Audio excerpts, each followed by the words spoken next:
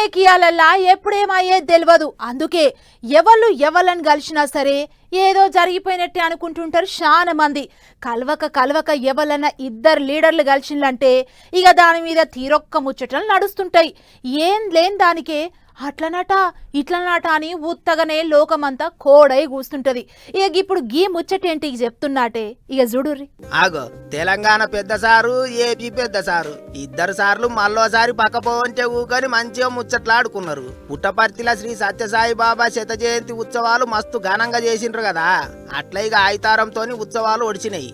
అందుకే మళ్ళోసారి అందరికి ఆహ్వానం పలికితే ఉపరాష్ట్రపతి సిపి రాధాకృష్ణన్ సార్ తోని కలిసి AP CM Chandrababu sir, Telangana CM Revanth sir కూడా పోయిండ్రు. ఇట్లనే మొన్న కూడా ఓ అవార్డుల ఫంక్షన్ లా ఇద్దరు ముఖ్యమంత్రులు పక్కపోంటే ఊకొని నవ్వుకుంటా మాట ముచ్చట్లు చేసుకుండ్రు.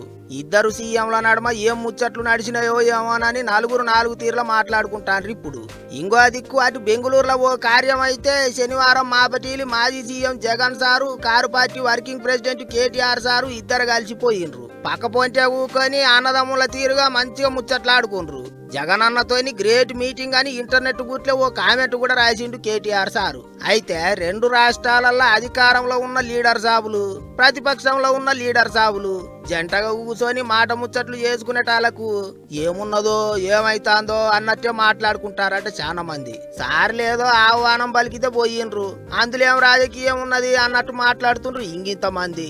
కలవక పెద్ద లీడర్లు కలిస్తే ఇగో గిట్లనే ఉంటది అనుకుంటారట ఇంకా కొంతమంది.